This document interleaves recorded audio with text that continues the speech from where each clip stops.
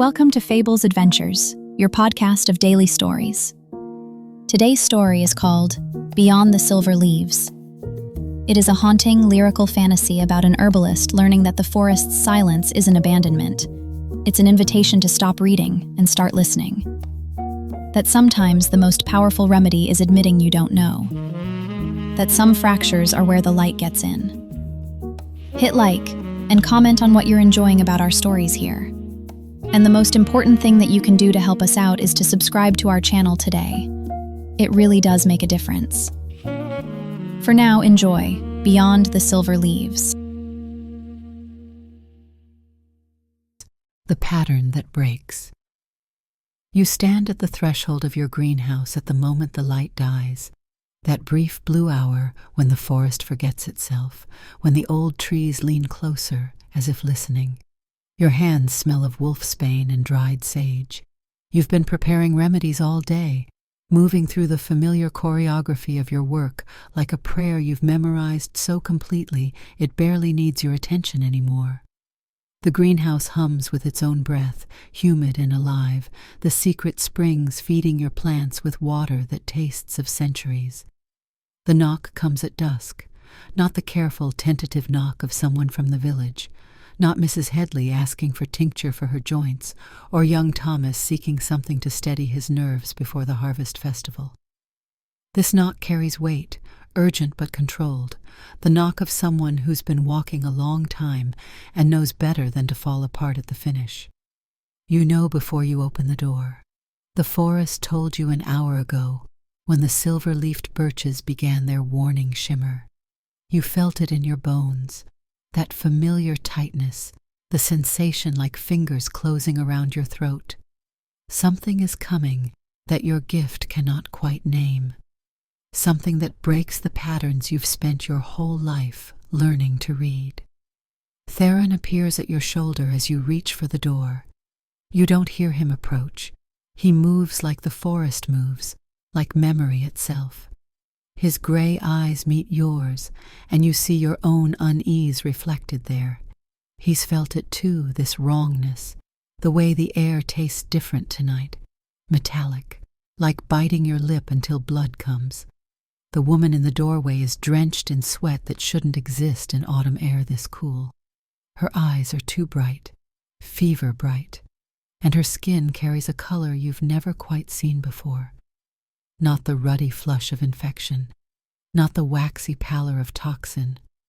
Something between, something other. Please, she says, and her voice cracks like old paper. I was told you could help. I was told you'd know. You step aside. You always do. This is what you do. You open your doors to the broken and the desperate and the dying. You read their symptoms like a text written in their flesh, and you answer with the languages you've learned from earth and root and careful attention. You have never failed, not in the ways that mattered, not when someone you cared for stood on the edge of darkness, but as you guide her to your work table, as you begin the careful questioning. When did the fever start? Does light pain your eyes? Have you traveled far? You feel it. The silence. The absence. The forest is not speaking. For the first time in your life, the patterns are broken. You remember your mother teaching you this when you were small enough to fit between the roots of the grandfather oak. Listen, she'd whisper, her fingers stained green from plants you didn't yet have names for. The earth speaks if you stop talking. The trees remember everything. The patterns never lie.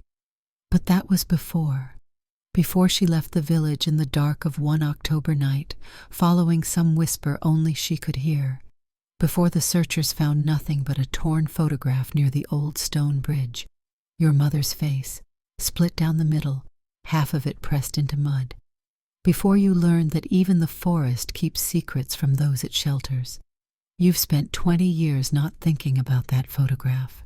20 years moving it around in your mind like puzzle pieces you refuse to assemble. Better to focus on what you could control, better to trust the pattern so completely that there was no room for doubt. Better to pretend your gift was a shield instead of a burden that only grew heavier with each year. The woman's name is Mira. She's from 3 villages over, a textile worker who began feeling strange after touching a bolt of cloth from the Eastern traders. The symptoms started with fever, then the discoloration, then something she can't quite describe, a feeling of unraveling, she says, as though the edges of her are coming apart. The other healers turned her away, said it was the plague, said it was witchcraft, said it was her own punishment for some unnamed sin. She came to you because the last village elder, before he died, told her about the herbalist who reads what the forest tells her, who knows things before they happen, who can fix what seems unfixable. You want to tell her the truth, that your gift has a shelf life, that it's failing you at precisely the moment you need it most, that you've spent the entire evening surrounded by your plants, running your hands over leaves that have never felt so silent, and finding nothing but ordinary green, no whispers, no patterns, no guidance. Instead you say, "Tell me everything. Leave nothing out, every detail, no matter how small." She sleeps in your back room, the one with the narrow cot where Theron sometimes stays when the forest gets too loud.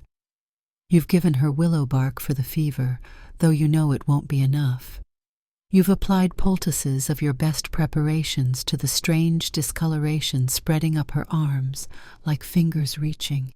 You've done everything you know to do, which means you've done nothing at all, because none of it matches anything you understand. Theron finds you at 3 a.m, standing at the edge of your greenhouse, staring into the black forest beyond the glass. You haven't slept. Sleep feels impossible, a luxury for people whose minds aren't fracturing into sharp, bright pieces. "The forest is sleeping," he says quietly. Not a question, an observation. "When did you last hear it?" "Yesterday," you whisper. "Before she came. I heard the birches singing about a storm." Your laugh is bitter, tasting like old copper. "The storm never came. The birches lied. Or I misunderstood. Or something is changing." You turn to look at him. Really look. Theron is old in a way that has nothing to do with years.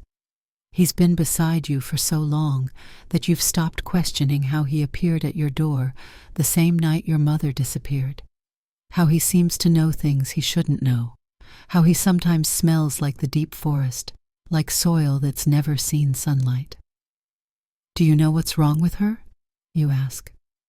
"No," he says. It's the first time you've ever heard him say those 2 words. You feel something crack inside your chest. A small thing, a fragile thing, the sound of hope breaking. By the 4th day, Mira is worse. The discoloration has spread to her face, creating a pattern that looks almost deliberate, like writing in a language that predates words. Her fever has stopped, which should be good, except her skin is cold now, bone cold, the cold of something that's already begun to stop being alive. You've tried everything. You've emptied half your greenhouse into remedies that she takes with trembling hands. You've sat beside her cot and whispered every pattern you know, every correlation between symptom and solution, every piece of knowledge the earth has ever shared with you. The forest remains silent. On the morning of the 5th day, you find yourself in the corner of your greenhouse where you keep the things you don't use. The supplies left over from your mother's practice, bottles with labels in her handwriting, dried plants you never learned the names for, and wrapped in cloth at the very back, a photograph. You've been carrying it for 20 years without ever truly looking at it. You pull it out now with trembling hands. Your mother's face, split in 2. The break runs diagonally. Half of her is still smiling at the photographer, eyes bright with some secret knowledge. The other half is hidden, missing. You've never wanted to know which half is which. Theron appears behind you. He does this sometimes, manifests from the silence, like he was always there, like he's part of the forest itself. Do you know what happened to her? You ask. She followed a pattern no one else could read, he says softly. She thought her gift made her responsible for preventing something. She thought she could fix it alone. Did she? No. You turn the photograph over. On the back, in your mother's careful script, some things are meant to break us open. Some things require us to stop knowing and start listening. You go to Mira's room. She's awake, staring at the ceiling with eyes that seem to contain entire forests. The discoloration covers most of her body now, and looking at it, really looking at it, you realize it's not a symptom, it's a message. The patterns form themselves in your mind suddenly, like a photograph developing in solution. Not a pattern of disease, a pattern of transformation. The Eastern cloth wasn't cursed, it was speaking, and Mira, by touching it, began to listen. "What's happening to me?" she whispers.